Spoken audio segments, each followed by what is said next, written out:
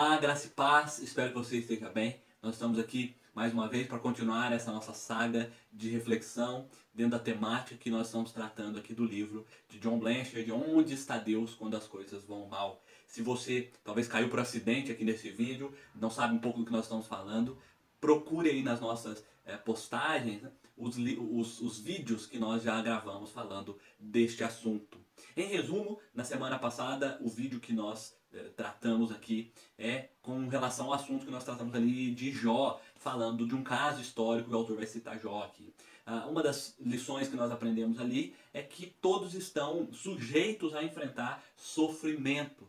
E uma outra colocação aqui, como resumo do vídeo passado, do assunto que nós estávamos tratando, é de que muitas perguntas são feitas por Jó, contudo, nem todas têm uma resposta na qual ele esperava ou ele queria naquele momento. Pelo contrário, muitas das respostas se dão no decorrer da sua vida e nos resultados que ele obtém para com aquilo que Deus trabalha e proporciona para ele e para toda a sua família, como nós tanto bem conhecemos essa história tão famosa. E para mais detalhes, leia a sua Bíblia e leia ali o livro de Jó. Hoje nós vamos tratar o assunto que o autor vai trazer como tópico do seu livro aqui, se chama O Megafone de Deus. Esse é o tópico e o assunto deste vídeo. Tendo em vista que esse é o maior tópico aqui que o autor vai trabalhar, eu decidi dividir ele em dois vídeos. Então hoje nós vamos falar essa parte 1 e na semana que vem a parte 2 dentro desse mesmo assunto, para que o vídeo não fique grande, a gente possa desenvolver com calma aqui e aplicar algumas coisas interessantes que nós aprendemos deste tópico. O autor vai começar descrevendo aqui, citando uma famosa frase aqui de C.S. Lewis. E aqui eu quero investir um tempo para falar um pouquinho de C.S. Lewis, que é importante quando a gente está falando de sofrimento. E C.S. Lewis vive um período assim bem marcante de sofrimento na sua vida e na história da humanidade, né? C.S. Lewis, para que você se situe, ele era um ateu e ele tinha uma busca incessante pela verdade, por ter um sentido na vida. E, salvo as proporções aqui, C.S. Lewis me lembra um pouco de Agostinho, pelo fato de que Agostinho também buscou em muitas coisas a verdade, buscou em muitos lugares a razão para viver. E assim como o bispo de Hipona, C.S. Lewis encontrou em Cristo Jesus a razão da sua vida, a razão do seu ser e para a verdade para a qual ele tanto buscava encontrar. Então isso é interessante, me faz lembrar um pouco, né? E o autor de Crônicas de Nárnia, o cenário onde ele escreve os seus escritos é o cenário da Segunda Grande Guerra. E aí você já consegue imaginar, consegue perceber o tamanho o quanto a problemática do sofrimento estava evidente nos dias de Lewis e, consequentemente, nos seus escritos, né?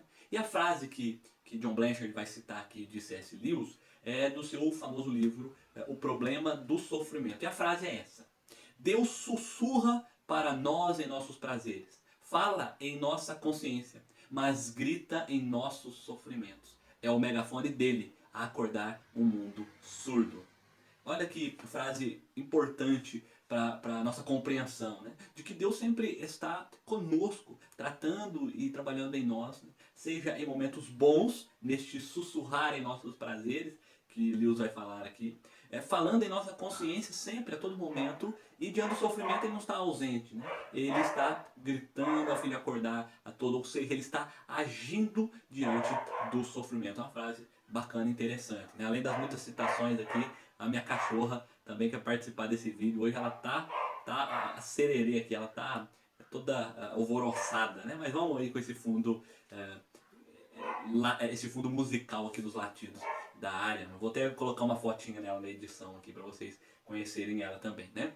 O autor continua dizendo, e ele vai pontuar aqui, que existem algumas pessoas que vivem a vida de modo egocêntrico, né? E talvez você conheça pelo menos uma meia dúzia de pessoas que pensam somente em si, né?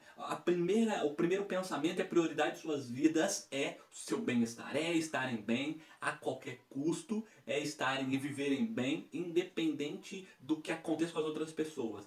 O seu alvo de vida e a sua necessidade maior é estarem bem, custe o que custar. É um tipo de pessoa egocêntrica, com um egocentrismo muito elevado. E o autor vai citar isso e vai trabalhar isso, porque ele vai discorrer que muitas pessoas, de alguma maneira, querem usar a Deus. Ele diz o seguinte, o autor descreve o seguinte: se Deus faz parte dos pensamentos destas pessoas, é apenas como um serviço de emergência a ser chamado. Quando as coisas ficam ruins e elas têm uma necessidade particular.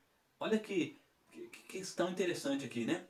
As pessoas que preocupam só consigo mesmo, elas estão dispostas e querem a todo custo viverem longe de qualquer tipo de sofrimento. É como se elas quisessem uma lâmpada, né? E esfregasse essa lâmpada e quando algo ruim fosse acontecer, Deus ali aparecesse e de modo rápido, né? Rápido, imediato, resolvesse, solucionasse, socorresse os seus problemas. Talvez essa ideia de lâmpada mágica está até um pouco ultrapassada, né? E hoje na era digital, talvez as pessoas egocêntricas queiram um aplicativo, queiram baixar ali um aplicativo e ter ali no seu celular, a ponto de que diante de algum problema ou perto de algum problema, elas clicassem nesse aplicativo, tem aquele relógio que faz praticamente tudo, né? E aí clicasse ali e os seus problemas fossem resolvidos, Deus ali tratasse de todo o seu bem-estar, para que nada de ruim acontecesse. Muitas pessoas à nossa volta querem isso, vivem por isso e só por isso. Como se Deus estivesse ali a ponto de servi-las a todo momento, em todo tempo, e vivesse só para ajudá-las. Independente se as outras pessoas estão aí, se o mundo está explodindo. Elas querem estar bem, né? Isso é tão complicado, né? Algumas pessoas que vivem desta maneira. O autor ainda continua dizendo: tais pessoas precisam lembrar que não somos o centro do universo, nem estamos no controle das forças da natureza. Muito interessante isso aqui, né? As pessoas que vivem no egocentrismo estão totalmente desintonizadas da realidade. Né? O mundo não gira ao redor delas, né? Elas não são o centro do universo. Blanchard continua ainda ressaltando: com frequência, Deus usa um tipo ou outro de sofrimento a fim de ajudar tais pessoas a perceberem a terrível realidade e o poder do mal, a corrigirem sua maneira de pensar, terem uma perspectiva correta sobre a vida e buscarem a ajuda dele. E aí o autor vai levantando todas essas questões para mostrar que diante dessas pessoas egocêntricas que estão destoadas da realidade, há uma permissão do sofrimento para que elas acordem enquanto é tempo e voltem para a realidade a fim de buscar de fato aquilo que é evidente na história da humanidade. Que nós, seres humanos, e independente das pessoas que creem em Deus ou não, né, são limitadas, são frágeis. A história da humanidade está repleta de exemplos assim, de pessoas que buscaram e acharam que pela força de seus braços poderiam ter todas as soluções e respostas e se decepcionaram, e até hoje pessoas se decepcionam com isso. A história da humanidade, alguns vão dizer, que nada mais é do que a história da salvação, a história de Deus salvando o seu povo, né? Então, nós e todos estão neste curso da história, que é a manifestação de Deus em favor do seu povo. Milhões e milhões de pessoas já experimentaram disso, de situações ruins que tendem a gerar e resultar em situações boas, em resultados positivos, mesmo que passando por alguma espécie de mal ou de sofrimento. O autor aqui vai listar 6 maneiras com que Deus age, faz com que o mal resulte em bem para aqueles que confiam no Senhor. E eu vou tratar de apenas 3 destes tópicos aqui, e os outros 3 fica para o próximo vídeo. Em primeiro lugar, o autor vai tratar aqui de que o sofrimento desenvolve confiança na sabedoria transcendente de Deus. Ele vai fazer um link aqui com Jó, que era o último assunto do tópico, dizendo que quando Jó queixou-se de sua experiência traumática, Deus não lhe deu uma explicação clara e detalhada e ainda acrescentou que Jó poderia acusá-lo de falta de cuidado e amor se tão somente pudesse equiparar-se à sabedoria e ao poder dele. Ou seja, né, Deus coloca em xeque: Jó, peraí, quem tu és e quem eu sou. Né? Vamos colocar aqui as claras as coisas, né? E o autor vai tratar aqui do capítulo 38, verso 4, e o capítulo 40, verso 2 de Jó, esses versículos que vão dizer o seguinte, né? Onde estavas tu quando eu lançava os fundamentos da terra? Dize-me, se tens entendimento, acaso quem usa de censuras contenderá com o Todo-Poderoso? Quem assim arguir a Deus que responda? Olha que profundo, né? Ainda fazendo uma citação de Jó, né? Deus coloca ali, opa, o Todo-Poderoso sou eu, e tu estás debaixo da limitação humana. Eu sou aquele que criou todas as coisas e pelo poder da palavra fiz de tudo existir aquilo que não existia.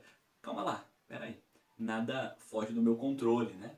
Tudo está debaixo da minha poderosa mão. Deus falando com Jó, Deus tratando ele e tratando-nos também. O autor ainda vai citar aqui um episódio que ele, possivelmente uma viagem que fez, a Grécia, né? Ele vai citar que conheceu ali um crente que era cego e tinha ambas as pernas amputadas. E ele não dá mais detalhes e tal de como foi essa conversa, ou este encontro, ou quem era esta pessoa. Ele só diz que era um crente que era cego e tinha as duas pernas amputadas. Mas a resposta que esse crente dá, possivelmente na conversa, é muito interessante e eu quero citar para vocês aqui o que o autor descreve da resposta deste crente grego, né? Ele diz assim: não tenho queixas contra Deus. De qualquer maneira, as pernas pertenciam a ele. Deus tem o direito de fazer com elas o que quiser. Gente, até tem que respirar um pouco depois de ler e ouvir algo como esse, né? Que profundidade, né? Que tamanho confiança e repousar em Deus. Alguém dizer isso. Será? Quantos de nós que estamos assistindo esse vídeo conseguiríamos dizer tal coisa? Né? No final Jó, quando perde as suas coisas lá nos primeiros capítulos, ele vai chegar a um ponto também, né? Compreendendo que não saiu do ventre de sua mãe, né? E não voltará. O Senhor deu, o Senhor tirou, louvado seja o nome do Senhor. Mas quantos de nós, isso é profundo, isso aqui é na prática, né? A perna era dele e Deus faz o que quiser dela. Isso é muito profundo para nós pensarmos no sofrimento e de como devemos lidar com questões e situações como essa. Em segundo lugar, o autor vai tratar aqui de que Deus às vezes usa o mal e o sofrimento para dar ao crente um ponto sobre o qual ele pode focalizar a sua fé. O autor vai trabalhar aqui, vai citar o contexto aqui do que passa o profeta Abacuque, que viveu aproximadamente no ano 600 antes de Cristo. E o cenário aqui de Abacuque é um cenário pré-exílico. Ele é conhecido como um profeta pré-exílico. E o cenário é de que Abacuque parece se queixar de Deus diante de uma aparente indiferença que Deus faz referente à depravação moral da nação e do povo de Israel. E o livro do profeta Abacuque é repleto de perguntas e respostas na qual aquela mesma temática de que aparentemente o ímpio prospera em detrimento do justo, né, do fiel, do filho de Deus aqui, que sofre enquanto o ímpio prospera. O cenário era bem próximo ao que a potência babilônica estava ali para invadir e levar alguns ao cativeiro. Mas o profeta se vê em muitos momentos discutindo com Deus e indagando e perguntando questões como essa, até o ponto que chega e compreende que é necessário descansar em Deus. E no capítulo 3, verso 18, ele vai dizer: eu me alegro no Senhor, exulto no Deus da minha salvação.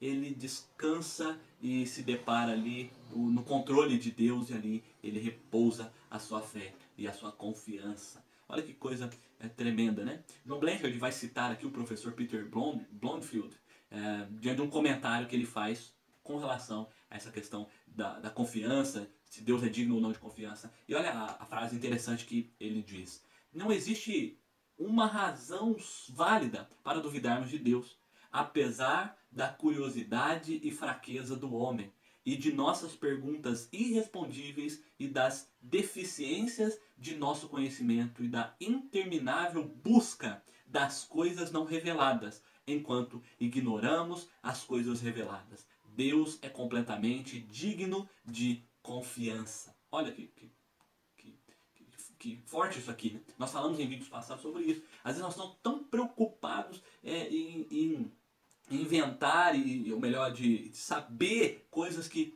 não competem a nós aqui e agora, e nós deixamos de lado, ignorando aquilo que Deus prontamente, claramente já tem nos mostrado.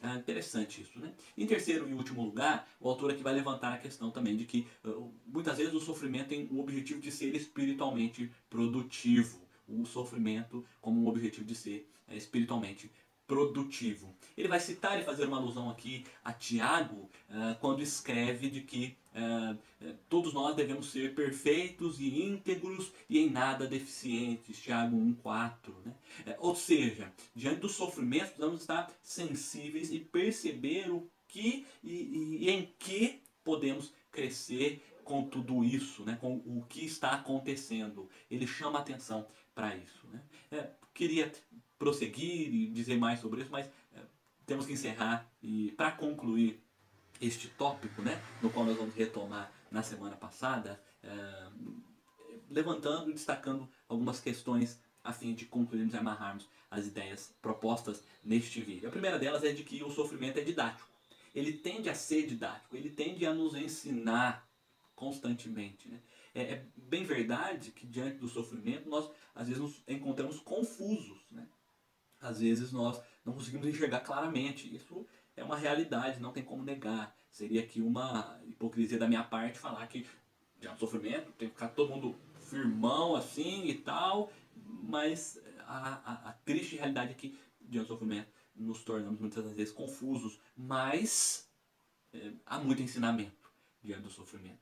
Esta situação de pandemia, isolamento, dentre tantas outras coisas que nós temos enfrentado agora com relação ao Covid, tudo, e muitos ensinamentos, né, tudo tende a resultar em ensinamentos profundos e a questão é de nós estarmos sensíveis a aprender e absorver os ensinamentos. Em segundo lugar, o sofrimento tende a nos fazer também a crescer espiritualmente, assim como nos manter focados, uma fé em um alvo, com um objetivo muito claro para nós, isso é importante, e por fim tende a aguçar a nossa confiança em Deus, visto que em nós e no mundo que está à nossa volta há muita corrupção em todas as esferas pensáveis e possíveis, e nossa confiança precisa estar em Deus, no qual nós cremos e temos a nossa fé assegurada que nele há perfeição. A perfeição. Né? Que o Senhor possa ter falado ao seu coração, que este vídeo e os demais que nós temos feito e gravado, os nossos bate-papos, tenham lhe ajudado em algo, né, a lidar com o sofrimento humano diante dos dias que vivemos e dos dias que viveremos. Que o Senhor guarde a sua vida, a sua casa, a sua família, e que nós venhamos a nos renovar constantemente diante do cuidado e da ação que o Senhor tem feito para que nós venhamos a estar mais próximos dele diante de qualquer situação, seja boa ou seja ruim. Um forte abraço e